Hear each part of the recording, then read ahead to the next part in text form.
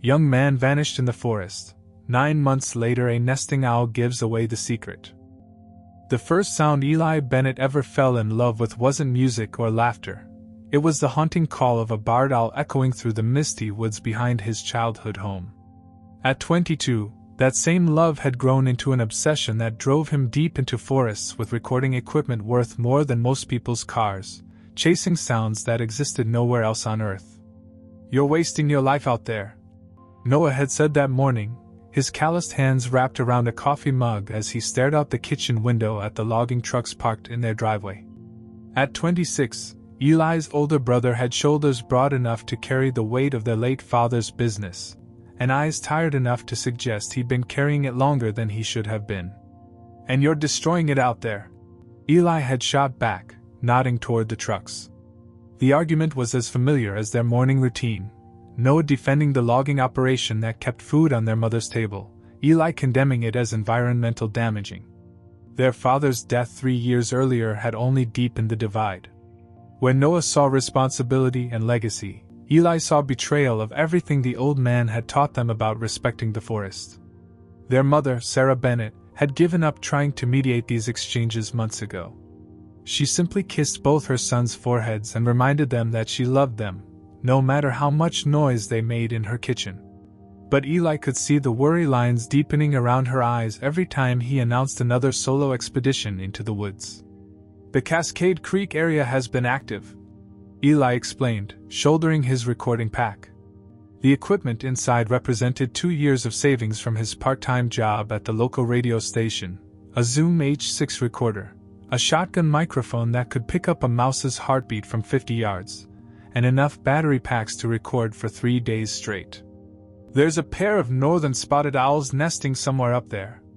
If I can get clean recordings of their territorial calls, I could sell them to that nature documentary company in Portland." Noah's laugh was bitter. "Always chasing something that doesn't exist, aren't you?" But Eli had done his research. The Cascade Creek Basin was a maze of old-growth Douglas firs and western hemlocks, the kind of pristine habitat that northern spotted owls preferred for nesting.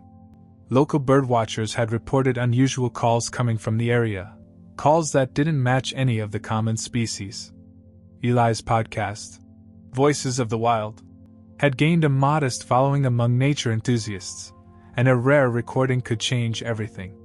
"I'll be back tomorrow night," he told his mother, avoiding Noah's skeptical stare. "The owls are most active just after sunset." What he didn't tell either of them was exactly where he planned to set up his equipment.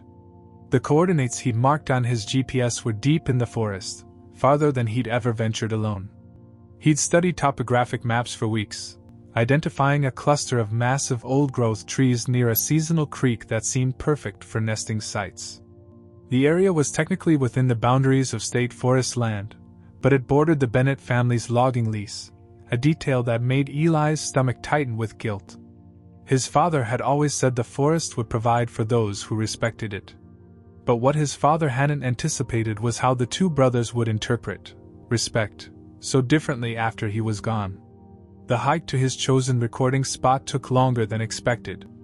The October evening was crisp, with that particular clarity of air that only came before the Pacific Northwest's winter rains began in earnest. Eli moved carefully through the underbrush, his expensive microphone cradled like a newborn. Every snapping twig under his boots made him wince. In his world, silence was golden, and unnecessary noise was amateur hour. By the time he reached the coordinates he'd programmed into his GPS, the sun was already sinking behind the tree line. Perfect timing. Owls preferred the transition hours, when days shifted to night and the forest became a different place entirely. The trees here were older than anything Eli had seen before.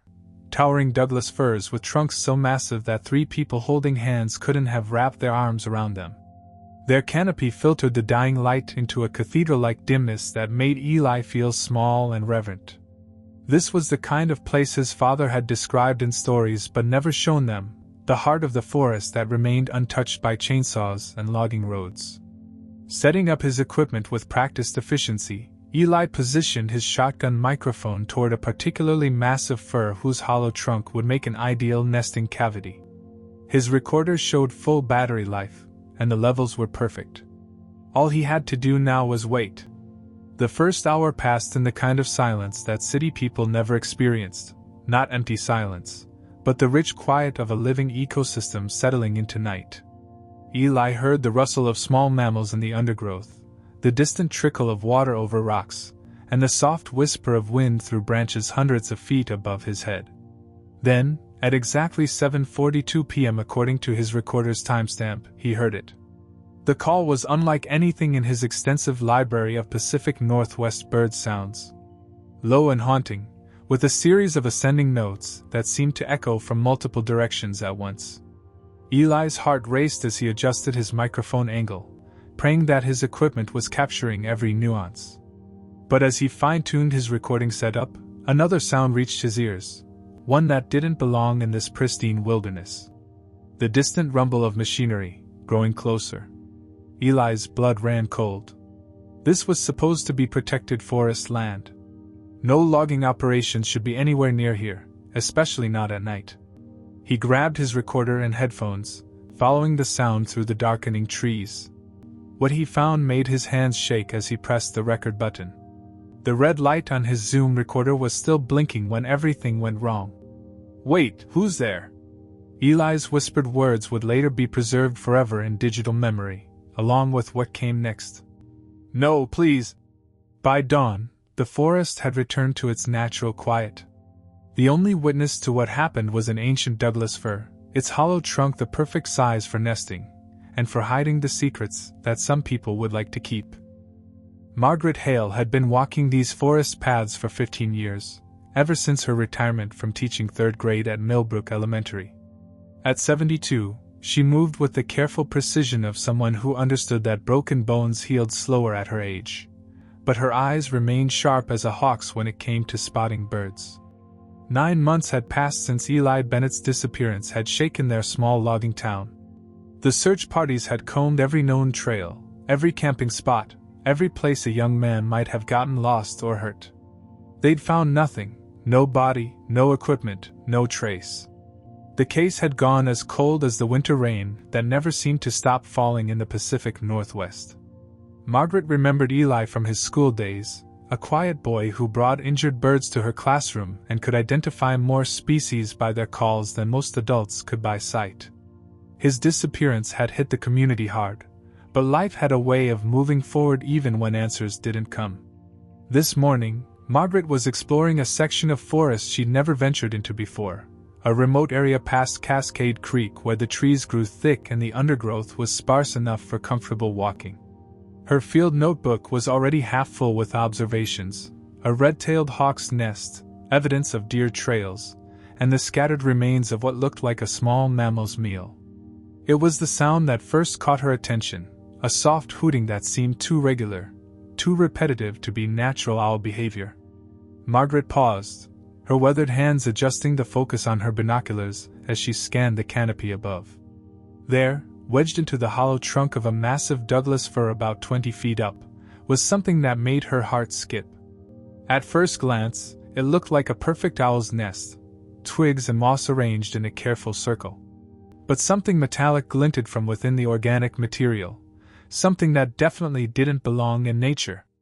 "Well, I'll be," Margaret whispered to herself, her breath visible in the cool morning air.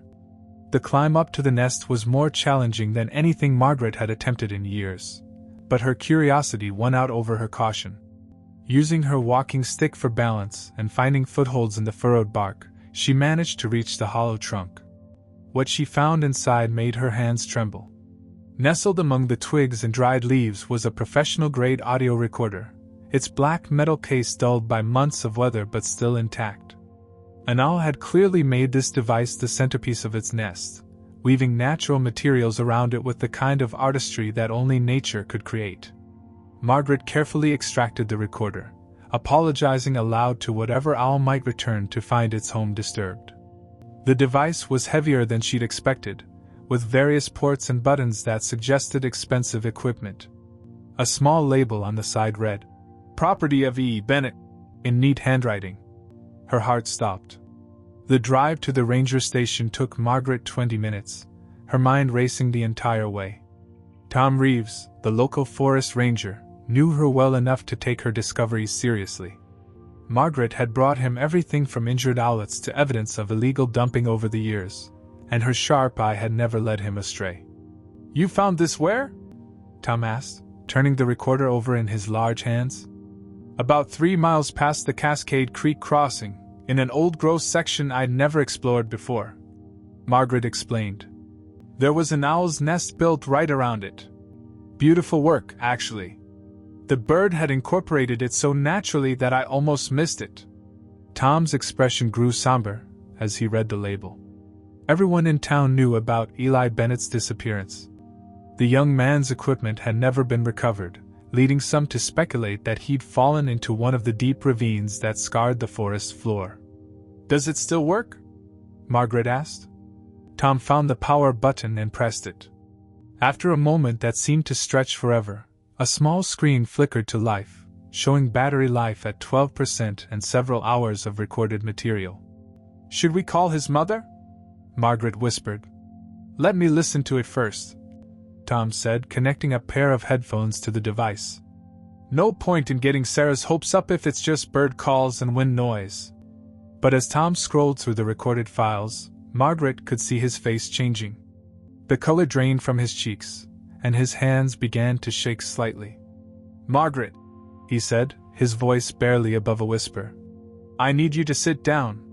She remained standing, her teacher's instincts telling her that whatever was on that recorder was going to change everything.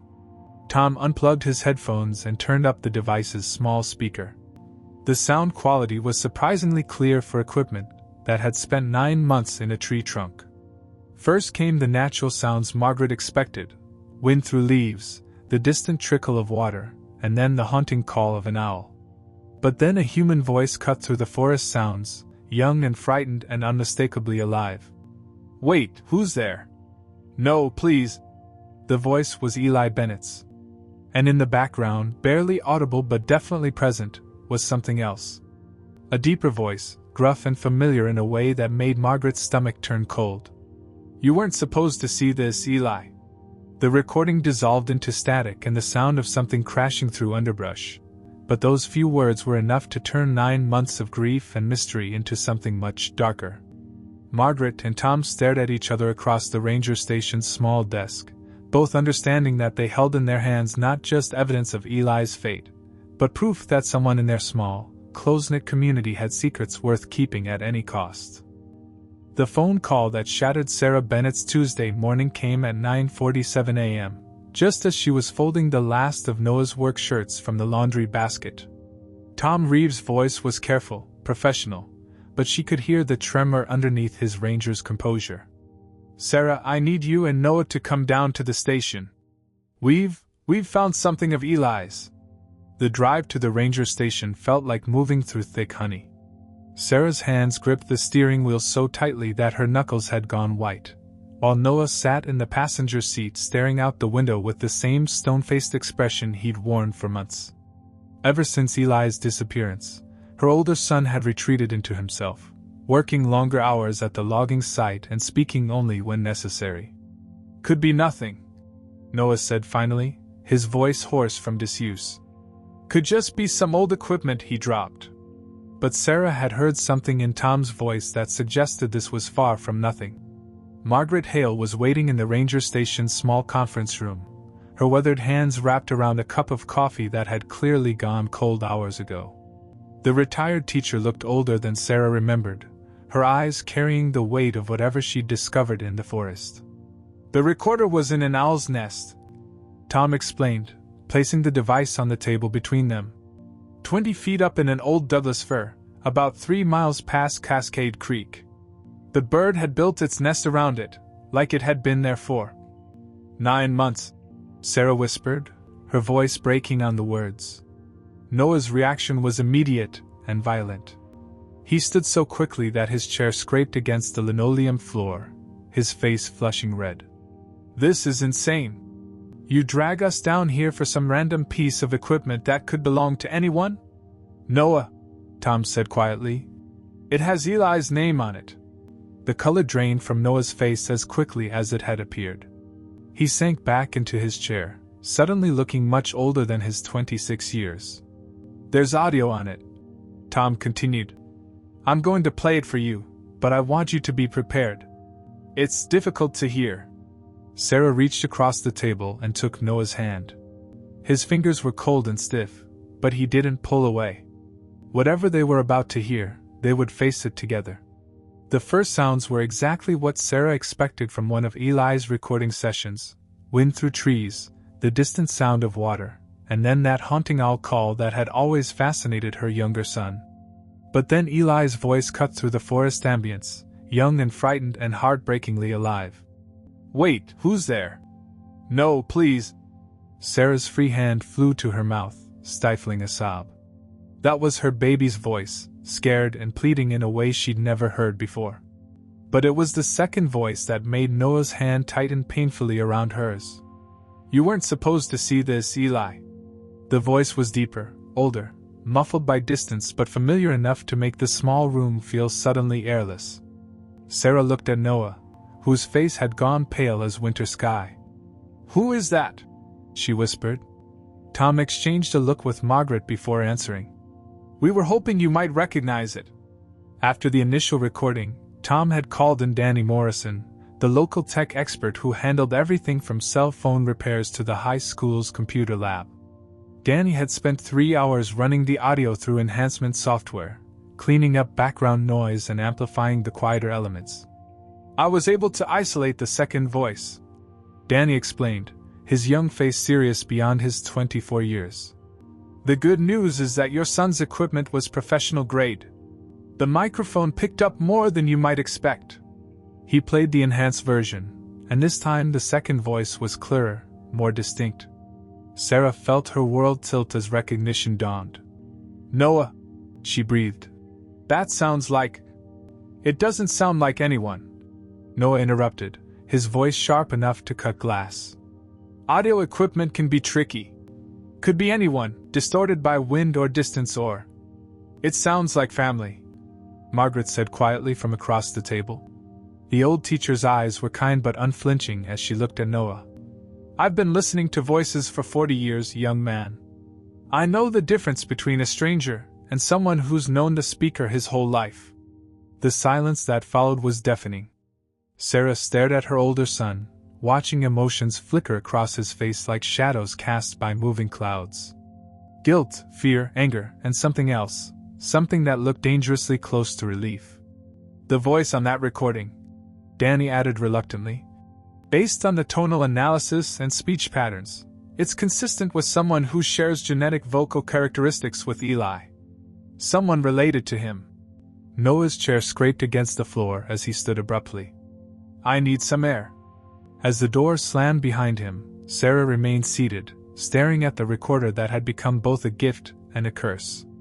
Her son's voice, preserved forever in digital memory, asking a question that now seemed to echo through every corner of her life. "Who's there?" The answer, she was beginning to fear, might destroy what was left of her family.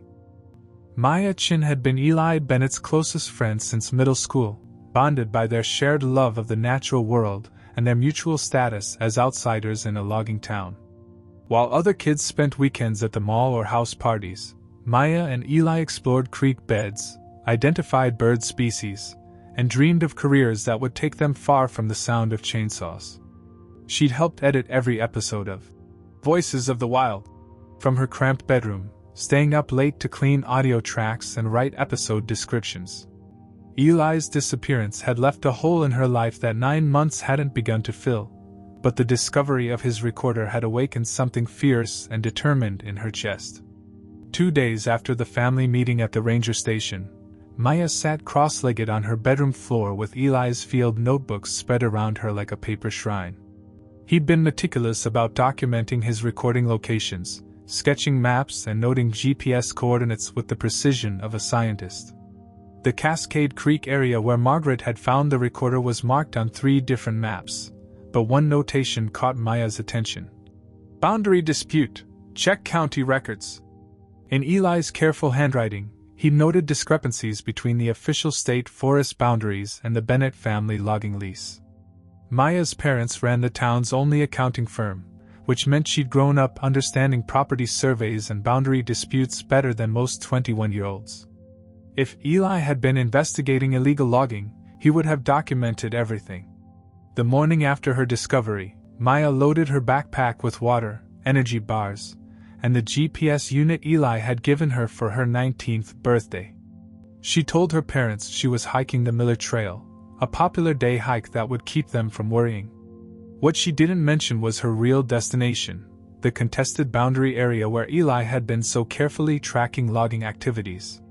The hike to Cascade Creek took 2 hours through familiar terrain, but once Maya crossed the wooden footbridge, she was entering territory she'd never explored. Eli's maps showed a complex network of logging roads and skidder trails that branched off from the main Bennett operation, reaching deeper into the forest than she'd realized. Following Eli's hand-drawn route, Maya climbed steadily through second-growth timber until she reached a ridge overlooking the Bennett logging lease. From this vantage point, she could see the geometric scars where trees had been harvested, the muddy networks of access roads, and the yellow machinery parked in neat rows like sleeping giants. But it was what lay beyond the official logging boundary that made Maya's breath catch. A section of forest that should have been protected state land showed clear signs of recent cutting. Stumps dotted an area roughly the size of a football field, their clean-cut surfaces still pale with recent exposure. Massive tire tracks crisscrossed the clearing, and piles of slash and debris suggested hurried, unprofessional work. Maya pulled out her phone and began taking pictures, her heart pounding with the realization that Eli had been right. Someone was logging protected forest land without permits, and the operation was clearly connected to the Bennett family business. The access road led directly from Noah's legitimate sites. Following a barely visible trail deeper into the illegal cutting area, Maya discovered something that made her stomach turn cold. Half hidden by overgrown blackberry vines and fallen branches was a ramshackle shed, its corrugated metal roof partially collapsed, and its wooden walls green with moss. The door hung askew on rusted hinges, and Maya had to use her full weight to force it open wide enough to squeeze inside. The interior was a nightmare of illegal wildlife management. Rusted steel traps hung from hooks on the walls, leg-hold traps that had been banned in Oregon for over a decade. A workbench held the remains of snare wire and various poisons, their labels faded but still legible enough to identify compounds that were highly regulated and extremely dangerous to forest ecosystems. In one corner, Maya found something even worse, a logbook with entries dating back 2 years.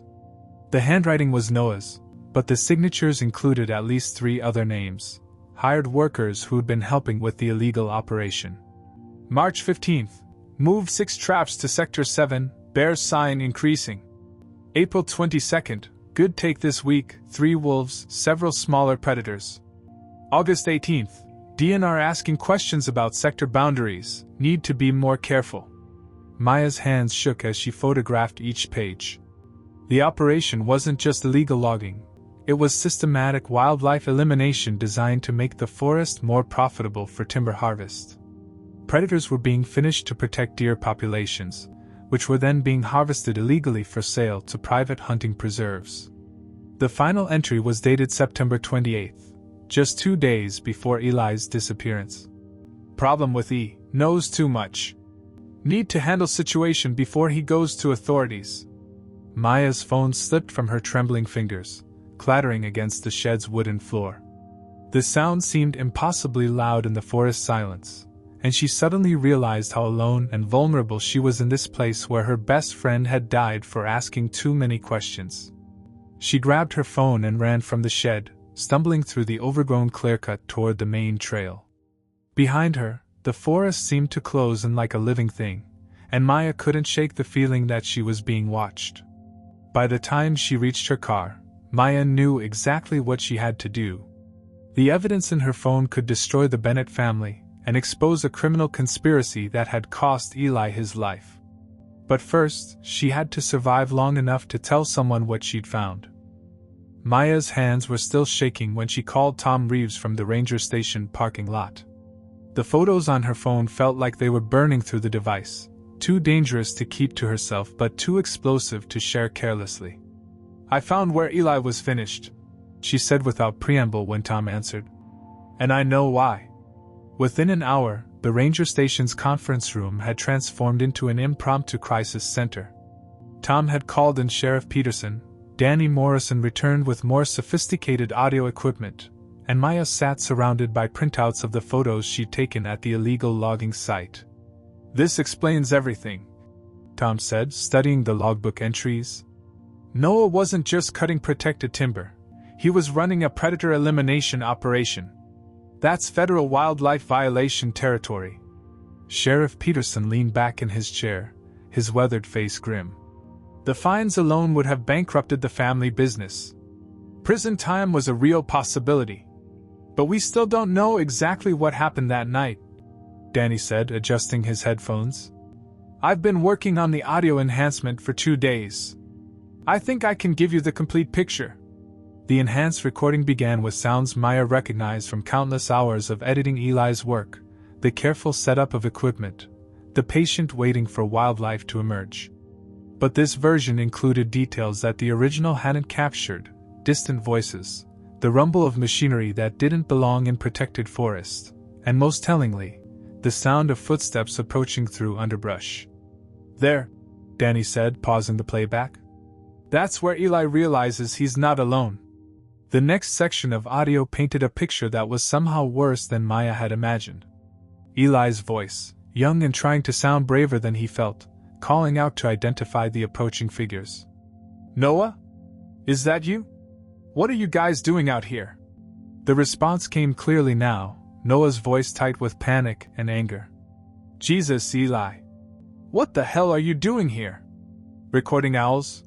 Eli replied, and Maya could hear the confusion in his friend's voice. This is state forest land. You shouldn't have equipment running out here. What followed was a conversation that revealed the desperate situation Noah had found himself in. The audio captured everything. Eli's growing horror as he realized the scope of the illegal operation, Noah's increasingly frantic attempts to convince his brother to walk away and forget what he'd seen. You don't understand. Noah's voice pleaded through the speakers. The business is barely surviving. Dad left us with more debt than you know. This contract, these hunting preserves, it's the only thing keeping us afloat. You're poisoning the ecosystem. Eli responded, his voice strengthening with conviction. Those wolves, the bears, they're protected species, Noah. This isn't just illegal, it's crime. It's survival. Noah shouted back, and Maya could hear other voices in the background, the hired workers growing nervous about the confrontation. The argument continued for several more minutes, Noah begging, Eli refusing to be swayed. Then came the words that would haunt Maya forever. I can't let you report this, Eli. I won't let you destroy everything Dad built. Then you'll have to stop me, Eli replied, and Maya could hear the sadness in her friend's voice. He'd realized, in that moment, that his brother had chosen the business over everything they'd been taught about respecting the forest. The next sounds were chaotic, running footsteps, crashing through underbrush, Noah shouting for Eli to come back. Then a sickening crack, followed by a cry of pain that cut off abruptly. Eli! Noah's voice, no longer angry but terrified. Eli, answer me! Silence. Then Noah's voice again, talking to someone else. Is he? Oh God! What do we do? An unfamiliar voice responded, too quiet for the enhancement to fully capture, but the meaning was clear from Noah's reply. No. No, we can't just leave him here. He's my brother. But they had left him. The audio captured Noah calling Eli's name repeatedly, the sound of someone checking for vital signs, and then the terrible decision that would haunt him forever. We take the equipment. Make it look like he never made it this far. If anyone asks, we were working the south boundary all night. The recording ended with the sound of footsteps retreating, leaving Eli alone in the darkness with only his hidden recorder as witness. Danny removed his headphones and looked around the room. The timestamp shows this conversation lasted 43 minutes. Eli was alive for at least 20 minutes after the fall. Sheriff Peterson stood slowly, his hand moving to his radio. That makes it negligent homicide at minimum. Possibly manslaughter. Maya stared at the audio equipment that had finally given voice to her friend's last moments. Eli had died not as a victim of random violence, but as someone who'd chosen principles over family loyalty, and paid the ultimate price. He could have saved him, she whispered. Noah could have called for help. But he chose the business instead, Tom said quietly. Just like he's been choosing it every day for 9 months. The truth was finally complete, preserved forever in digital memory. Now came the hardest part, making sure justice was served for the friend who died defending the forest he loved. Noah Bennett sat in his truck outside the ranger station for 2 hours before finding the courage to walk inside. He'd been driving aimlessly since Maya's evidence had surfaced, knowing that his 9 months of silence were finally over. The weight of carrying Eli's death had hollowed him out from the inside, turning him into a ghost of the man he'd once been. Sheriff Peterson was waiting in the conference room, along with Tom Reeves and a lawyer from the county prosecutor's office. Noah's mother sat in the corner, her face aged a decade in the past week, but her eyes still holding the love that had sustained both her sons through their father's death. I want to confess, Noah said before anyone could speak. I want to tell you everything. The confession took 3 hours. Noah's voice, hoarse from months of holding back the truth, painted a picture of desperation and poor choices that had spiraled into tragedy. The debt his father had left behind, the pressure to keep the family business alive, the illegal contracts that seemed like the only way forward. I never meant for anyone to get hurt, he said, his hands clasped so tightly in his lap that his knuckles had gone white. The predator elimination, the protected timber, it was supposed to be temporary. Just until we could get back on solid ground. But Eli found out, Sheriff Peterson said. Noah nodded, tears finally breaking free after 9 months of stone-faced control. He was so angry. Not at me personally, but at what we were doing. He kept talking about Dad, about how disappointed he'd be. Noah's voice broke. And he was right. Dad would have been disgusted. The prosecutor leaned forward. Tell us about the night he died. He fell trying to get away from us. Hit his head on a fallen log. I thought, for a minute, he was finished. But then he started making these sounds, like he was trying to say something. Noah's whole body shook with the memory. Rick and Mike wanted to call 911, but I was scared. I thought about the investigation, the questions, everything we'd lose. So you left him? Sarah Bennett said from the corner, her voice barely above a whisper. I took his equipment. Made it look like he'd never been there. I told myself he was already gone, that there was nothing we could do. Noah looked directly at his mother. But he wasn't gone, was he? The audio proves he was still alive when we left. The silence that followed was deafening. 2 days later, the town of Millbrook held its first public meeting about the Bennett case in the high school gymnasium. Nearly 300 people packed the bleachers, their faces reflecting the complex emotions of a community trying to process betrayal by one of their own. Noah stood at a podium borrowed from the school's drama department, facing neighbors who'd known him since childhood. His legal troubles were just beginning. The prosecutor had agreed to reduce charges in exchange for his cooperation, but prison time was still likely. I can't undo what I did, he said, his voice carrying clearly through the gymnasium. I can't bring my brother back, and I can't give these past 9 months to my mother. But I can try to make things right. The proposal he outlined was more comprehensive than anyone had expected. The Bennett Logging Company would cease operations immediately.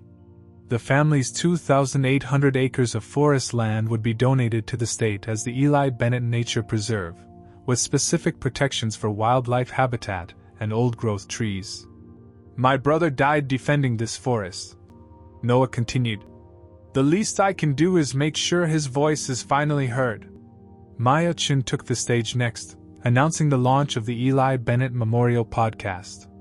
Using the recordings her friend had left behind, along with new content about forest conservation, the show would continue Eli's mission of educating people about the natural world. Eli's last recording captured more than just his death, Maya said, her voice steady with purpose. It captured his passion for protecting something bigger than himself. That's the legacy I want to preserve. Sarah Bennett spoke last, her words carrying the weight of a mother's grief and a mother's forgiveness. I've lost one son to the forest, and I'm about to lose another to the consequences of his choices, she said. But maybe something good can grow from this tragedy. Maybe Eli's voice will reach people he never could have touched in life. 3 months later, Margaret Hale was walking through the newly designated Eli Bennett Nature Preserve when she spotted a familiar shape in the canopy above. The owl that had built its nest around Eli's recorder had returned, its haunting call echoing through the protected forest. She stopped and listened, imagining she could hear something more than just an owl's voice in the sound, the whisper of a young man who'd died for his principles, finally at peace in the forest he'd loved. Above her, the owl called again and took flight, its wings cutting silently through the cathedral light of the old-growth trees that would now stand forever in Eli Bennett's name.